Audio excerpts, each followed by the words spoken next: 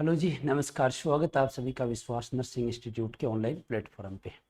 हमारी MCQ series चल रही है और आज का जो हमारा चैप्टर रहने वाला है वो माइक्रोब्स इन ह्यूमन वेलफेयर है। 7 चैप्टर तक अपन कवर कर चुके हैं। 8वां चैप्टर है माइक्रोब्स इन ह्यूमन वेलफेयर। इसके इंपॉर्टेंट क्वेश्चन को हम कवर करेंगे आज।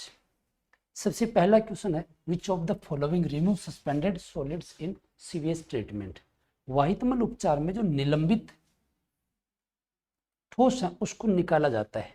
देखो, सीवेज ट्रीटमेंट जो होता है उसके अंदर 2 स्टेप होती है, उसके थ्रू हम सीवेज को ट्रीट करते हैं। एक होता है प्राइमरी ट्रीटमेंट, एक होता है सेकेंडरी ट्रीटमेंट।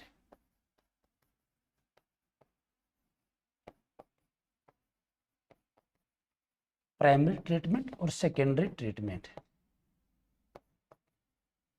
प्राइमरी ट्रीटमेंट के अंदर क्या करते हैं, फिर 2 स्टेप फॉलो की जाती है। एक में होता है फिल्ट्रेशन और एक होता है सेडिमेंटेशन।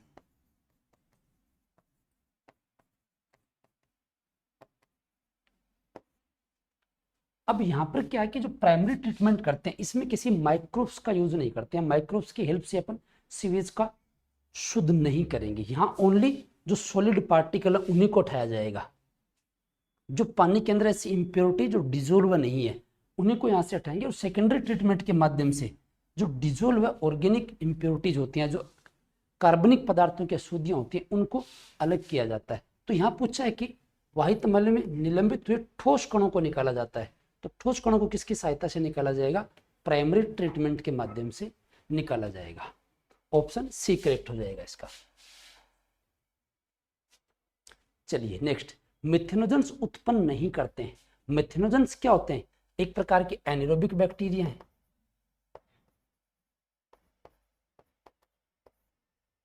तो किसको उत्पन्न नहीं करेंगे? एनारोबिक है, अवायवी है, तो किसको उत्पन्न नहीं करेंगे? ये ऑक्सीजन को उत्पन्न नहीं करेंगे, क्योंकि एनारोबिक प्रोसेस के अंदर ये क्या बनाएंगे? बायोगैस बनाएंगे। तो बायोगैस के अंदर क्या होगा? मेथेन होगा, हाइड्रोजन सल्फाइड होगी और कार्बन डाइऑक्साइड होगी, लेकिन ऑक्सीजन नहीं होगी। ये पूछा कि कौन सा उत्पन्न नहीं करेगा ये।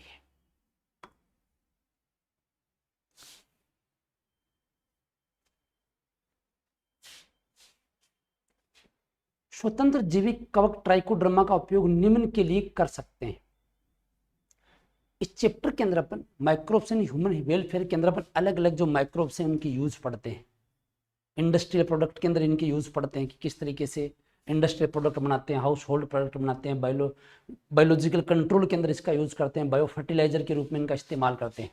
तो वैसे ही जो ट्राइकोडर्मा होती है, फंजाई होती है ट्राइकोडर्मा, इसका प्रयोग क्या करते हैं? विभिन्न प्रकार के जो प्लांट डिजीज होती है, पादप रोगों के जैविक नियंत्रण हेतु तो इसका इस्तेमाल किया जाता है। एक फ्री लिविंग कवक होती है स्वतंत्र पलावी, और पादप के जो रोगजनक होते हैं या पादप में रोग फैलाने वाले जो जीव होते हैं उसका कंट्रोल ट्राइकोडर्मा के द्वारा किया जाता है।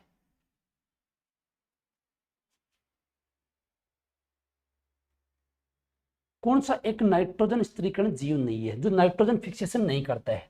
एनाबिना है, नोस्टोक है, ब्लू ग्रीन एल्गी है, दोनों ही करती हैं ये। एजोबैक्टर फ्री लिविंग बैक्टीरिया होता है, एजोबैक्टर एजोस्पाइरिलम, ये भी नाइट्रोजन फिक्सेशन करते हैं, लेकिन सुडोमोनास नहीं करता है। पूछा हमें यही है कि नाइट्रोजन फिक्सेशन नहीं करेगा, तो सुडोमोनास, डी ऑप्शन।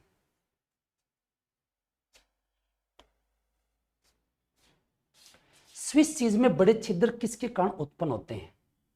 मशीन के द्वारा, या एक बैक्टीरिया जो मिथेन गैस उत्पन्न करता है, एक बैक्टीरिया जो बड़ी मात्रा में CO2 उत्पन्न करता है, एक कवक द्वारा जो उपापचय क्रियाओं के दौरान बहुत सी गैसें उत्पन्न करता है। तो 2 ऑप्शन तो सीधे सीधे कट गए, क्योंकि माइक्रोब्स की हेल्प से अपन बनाते हैं, तो ये नहीं है। बाकी इसके लिए रिस्पॉन्सिबल होता है वो बैक्टीरिया होता है, तो यहाँ पर फंगस नहीं होगा। अब यहाँ पर किस कारण बना? बड़ी मात्रा में CO2 गैस उत्पन्न होने के कारण। जो स्विस चीज होती है उसमें बड़े बड़े होल्स पाए जाते हैं, छिद्र पाए जाएंगे।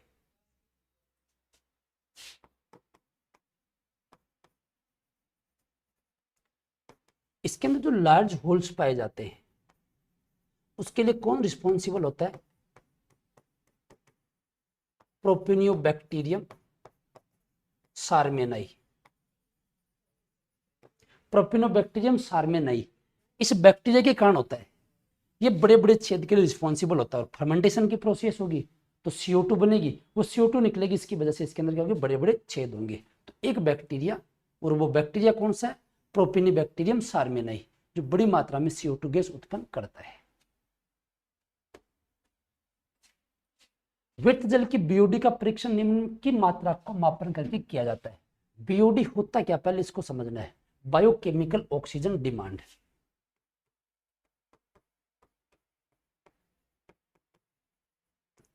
Biochemical oxygen demand.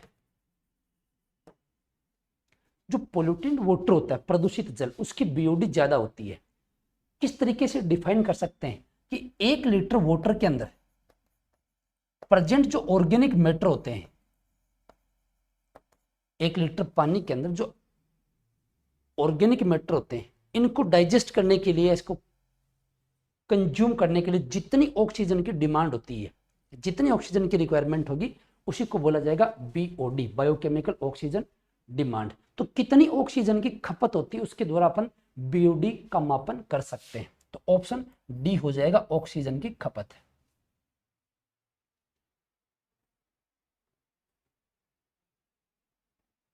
वह विटामिन जिसका अंश दूध से दही बनने के दौरान लैक्टिक एसिड बैक्टीरिया द्वारा बढ़ता है, वह विटामिन कौन सी है, विटामिन B12 है।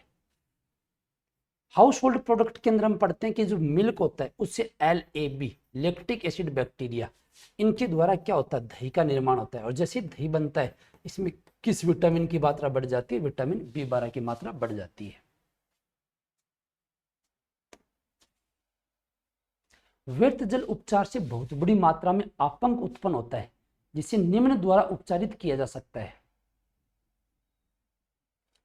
अब जैसे अपन ट्रीटमेंट करते हैं, प्राइमरी ट्रीटमेंट करते हैं, सेकेंडरी ट्रीटमेंट करते हैं। सेकेंडरी ट्रीटमेंट के अंदर जहां बीओडी घटाते हैं, ऑक्सीजन देते हैं, तो उस चेंबर के अंदर क्या होते हैं, फ्लोक्स का फॉर्मेशन होगा, यानी जो एरोबिक बैक्टीरिया होंगे वो ऑक्सीजन को यूज करेंगे और मात्रा में बढ़ेंगे, तो फंगल फिलामेंट और बैक्टीरिया मिलकर फ्लोक्स यानी उर्णक का फॉर्मेशन करेंगे। अब जो पानी होगा उसको तो निकाल देंगे, और अब जो बहुत सारा मटेरियल बचा है उसको बोला जाएगा सक्रिय आपंक, एक्टिवेटेड स्लज। और उस एक्टिवेटेड स्लज है उसको फर्दर ट्रीटमेंट के लिए कहाँ ले जाया जाता है, एनारोबिक स्लज डाइजेस्टर के अंदर ले जाया जाता है, जहां जाकर उसे क्या बनाई जाती है, बायोगैस है, उसका निर्माण किया जाता है। तो पूछा ही है कि बहुत बड़ी मात्रा में आपंक उत्पन्न होता है, जो निम्न द्वारा उपचारित किया जा सकता है, एवाईवी सप्पाचित्र, एनारोबिक डाइजेस्टर के द्वारा। जैव उर्वरक वह जीव हैं जो मृदा की पोषण गुणवत्ता को बढ़ाते हैं। इनमें से किसी जैव उर्वरक के रूप में प्रयोग किया जा सकता है। देखो, उर्वरक या फर्टिलाइजर क्या होते हैं, ऐसे केमिकल जो सॉइल की फर्टिलिटी को इंक्रीज करते हैं, उनको बोलते हैं फर्टिलाइजर। और ये काम जब माइक्रोब्स करेंगे, सूक्ष्म जीव करेंगे, तो उनको क्या बोल दिया जाएगा, बायो फर्टिलाइजर बोल दिया जाएगा। अब इनमें से ये बताना किसे बायो फर्टिलाइजर के रूप में प्रयोग किया जाता है। नाइट्रोजन फिक्सिंग साइनोबैक्टीरिया, इनका प्रयोग होता है। नाइट्रोजन स्त्रीकारी बैक्टीरिया, ये भी होते हैं। माइकोराइजा, ये भी इसके अंदर काम में आता है। इसका मतलब सारे के सारे क्या है, ये बायो फर्टिलाइजर के रूप में प्रयोग किए जाते हैं।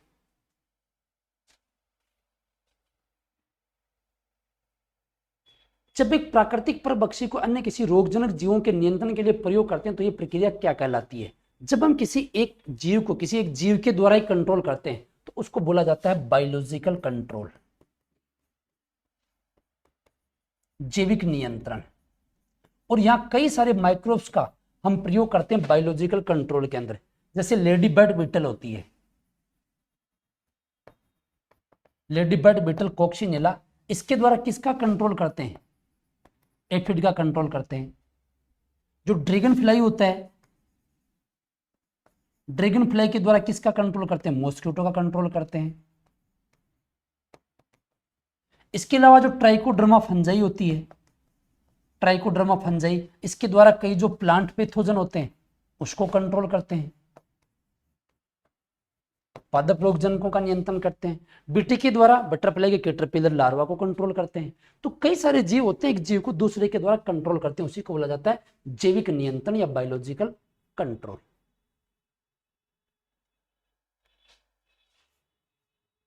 एक सूक्ष्म जीवी जैव नियंत्रण कारक जिसको तितलियों के कैटरपिलर को नियंत्रित करने में प्रयोग करते हैं, वह बेसिलस थुरिंजियसिस, बीटी जिसको बोलते हैं अपन। इसके द्वारा बटरफ्लाई के कैटरपिलर लार्वा का कंट्रोल किया जाता है, यानी भी एक प्रकार का बायोलॉजिकल कंट्रोल है। सेलुलोजिक पदार्थ पर अवायवीय रूप से वृद्धि करने वाले मिथेनोजन उत्पन्न करते हैं। नाम से पता चल रहा है मिथेनोजन। बैक्टीरिया किसको उत्पन्न करेंगे?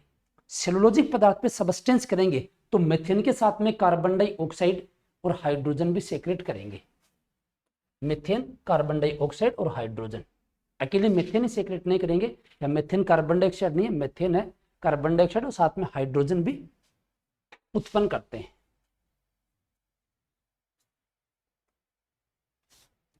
बेसिलस थुरिंजेसिस स्ट्रेन यानी बीटी स्ट्रेन का उपयोग निम्न के उत्कृष्ट डिजाइन में किया जाता है। जैसे बेसिलस थुरिंजेसिस के द्वारा हम जैसे बीटी कॉटन के बारे में पढ़ते हैं बायोटेक्नोलॉजी के अंदर। अब ये किस प्रकार का प्लांट बन गया? अब इसको कोई भी इंसेक्ट खाएगा तो मर जाएगा वो, यानी इसमें वो प्रॉपर्टी आ गई है इंसेक्टिसाइड की तरह। तो बेसिलस थुरिंजेसिस स्ट्रेन का उपयोग किसके डिजाइन में करेंगे? जैव कीटनाशक पौधों के, बायो इंसेक्टिसाइड प्लांट के लिए, क्योंकि ऐसे इंसेक्ट हैं ये खुद एक इंसेक्ट की साइड की तरह बिहेव करेंगे।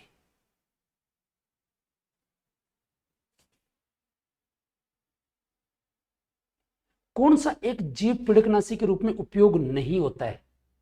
बायो पेस्टिसाइड के रूप में किसका प्रयोग नहीं होता है? ट्राइकोड्रामा का होता है, क्योंकि इसके द्वारा कई सारे जो प्लांट पैथोजन है उसको कंट्रोल करते हैं। न्यूक्लियोपोलीहाइड्रो वायरस है, इसके द्वारा भी कंट्रोल करते हैं। किसका? इंसेक्ट का एंड अदर आर्थ्रोपोड्स का। बेसिलस थुरिंजेसिस है, इसके बारे में अपने लास्ट क्वेश्चन में डिस्कस किया है। बटरफ्लाई के जो कैटरपिलर लार्वा है इसका कंट्रोल करते हैं। इसका मतलब किसका प्रयोग नहीं किया गया? जेंथोमेनास कॉम्परेटिस का नहीं किया गया।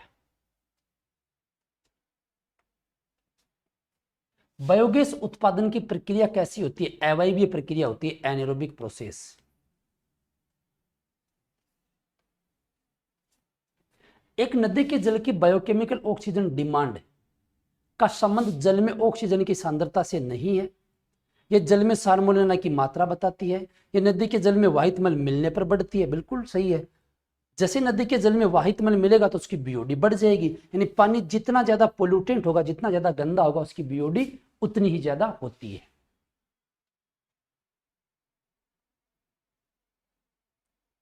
व्यर्थ जल के जैविक उपचार का उद्देश्य क्या है? हम किसी भी व्यर्थ जल का या सीवेज का बायोलॉजिकल ट्रीटमेंट करते हैं, उसका उद्देश्य क्या है? बीओडी को कम करना होता है। बीओडी को कम करना का मतलब उसका जो पोल्यूशन है उसको कम करना होता है। पर्यावरण एवं वन मंत्रालय नदियों के जल प्रदूषण को रोकने के लिए निम्न में से कौन से कदम उठाए? गंगा एक्शन प्लान और यमुना एक्शन प्लान, यानी ए और सी दोनों हो जाएगा। गंगा एक्शन प्लान भी था और यमुना एक्शन प्लान भी था। 1985 के अंदर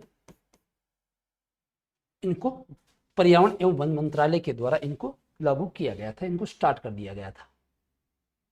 वाहित मल के प्राथमिक उपचार के दौरान जो ठोस कण नीचे बैठ जाते हैं उन्हें क्या कहा जाता है? प्राथमिक उपचार के अंदर जो ठोस कण नीचे बैठते हैं उनको प्राइमरी स्लज कहा जाता है, प्राथमिक आपंक।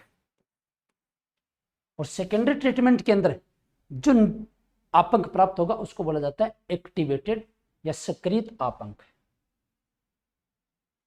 बैक्टीरिया के समूह जो स्लाइम और फंगल तंतुओं द्वारा जुड़कर जालीनुमा संरचना बनाते हैं क्या कहलाते हैं? फ्लोक्स कहलाते हैं, उड़न कहलाते हैं। जब अपन सीवेज का ट्रीटमेंट करते हैं और एरोबिक टैंक के अंदर जब हम क्या करते हैं? ऑक्सीजन डालते हैं अंदर, तो यहां पर जो बैक्टीरिया होंगे वो ग्रो करेंगे। बैक्टीरिया ग्रो करेंगे और कुछ फंगस पनपेंगे, दोनों मिलकर क्या बनाते हैं? एक जालीनुमा संरचना बनाते हैं। इसी जालीनुमा संरचना को बोला जाता है फ्लोक्स या उर्नक।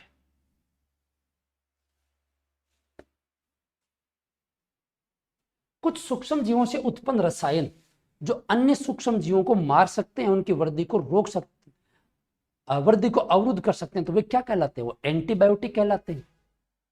नाम से ही एंटी, एंटी का मतलब अगेंस्ट, बायोटिक का मतलब लाइफ। जो लाइफ के अगेंस्ट काम करते हैं, किसके? माइक्रोब्स के लाइफ के अगेंस्ट काम करते हैं। तो ये क्या करते हैं? दूसरे जीवों की वृद्धि को रोकते हैं, ये वो एंटीबायोटिक्स होते हैं।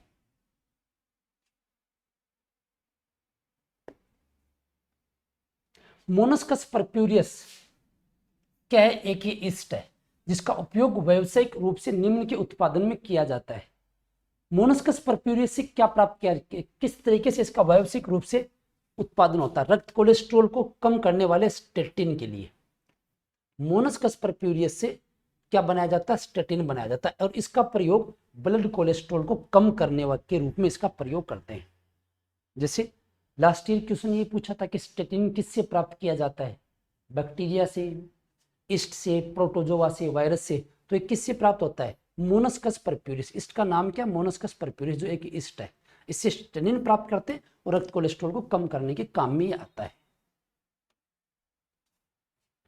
कौन से विकल्प में ईस्ट में अवायवीय श्वसन के दौरान उत्पन्न होते हैं? ईस्ट जब एरोबिक रेस्पिरेशन करता है तो इथेनॉल का निर्माण करता है। देखिए यहाँ पर कहां पर इथेनॉल, ये रहा, CO2 भी बनेगी, इथेनॉल और ऊर्जा।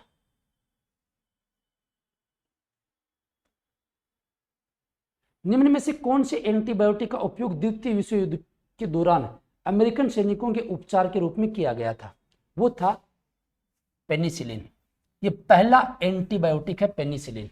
इसको किससे प्राप्त किया गया था? पेनिसिलियम नोटेटम फंजाइते। पेनिसिलियम नोटेटम फंजाई से इसको प्राप्त किया गया था। इसकी खोज किसने की थी? अलेक्जेंडर फ्लेमिंग ने की थी। खोज इसकी की थी अलेक्जेंडर फ्लेमिंग ने। खोज इसकी क्या हुई थी? बाई चांस हुई थी। जब अलेक्जेंडर फ्लेमिंग किस पर स्टडी कर रहे थे? स्टेफिलोकोकस बैक्टीरिया पर स्टडी कर रहे थे। स्टेफिलोकोकस बैक्टीरिया पे स्टडी कर रहे थे, उसमें पर इनकी पता चला था। और आगे चलकर एंटीबायोटिक के रूप में पुष्टि किसने की थी? इसकी चैन और फ्लोरे जो है, उन्होंने इसकी एंटीबायोटिक के रूप में पुष्टि की। इसी काम के लिए चैन, फ्लोरे और फ्लेमिंग को 1945 के अंदर नोबेल प्राइज दिया गया था। ठीक है, तो पूछा यहां पर क्या कि अमेरिकन सैनिकों को ठीक करने के लिए उपचार किया, तो उस समय पर यही एंटीबायोटिक अवेलेबल था।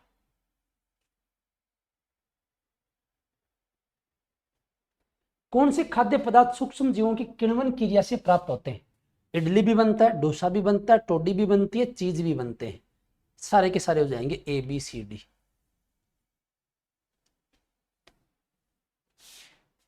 लैक्टिक एसिड बैक्टीरिया से संबंधित नीचे दिए गए कथनों को पढ़ें जो दूध से दही बनाने में उपयोग होता है। ये एसिड उत्पन्न करते हैं जो दूध की प्रोटीन का स्कंदन करके उसे आंशिक रूप से पाचन कर देते हैं। ठीक बात है ये।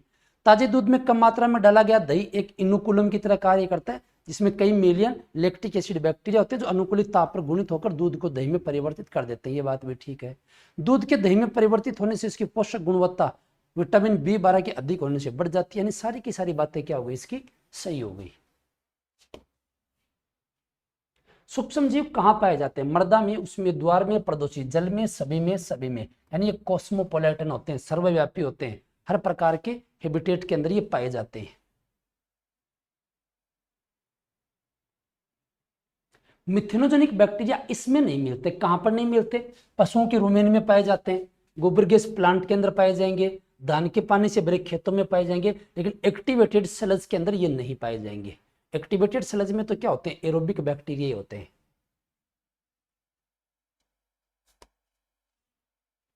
साइनोबैक्टीरिया कैसे होते हैं? साइनोबैक्टीरिया ऑटोट्रोपिक होते हैं, स्वपोषी होते हैं। फंजाई और उच्च पादपों के जड़ों के बीच में जो सहजीवी सिम्बायोटिक संबंध बनता है उसको क्या बोला जाता है? माइकोराइजा बोला जाता है। माइकोराइजा। प्लांट, हायर कैटेगरी के प्लांट और जो ग्लोमस जीनस की फंजाई होती है वो एक एसोसिएशन बनाती है माइकोराइजा में, जहां जो फंजाई होती है ये प्लांट की फॉस्फोरस एब्जॉर्प्शन में हेल्प करती है।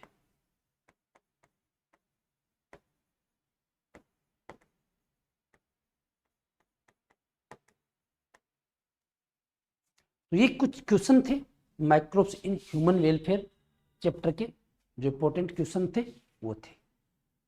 तो आज की वीडियो के अंदर हम इतना डिस्कस करेंगे, एक नए चैप्टर के साथ में, इंपॉर्टेंट क्वेश्चनों के साथ में फिर मिलेंगे। Thank you.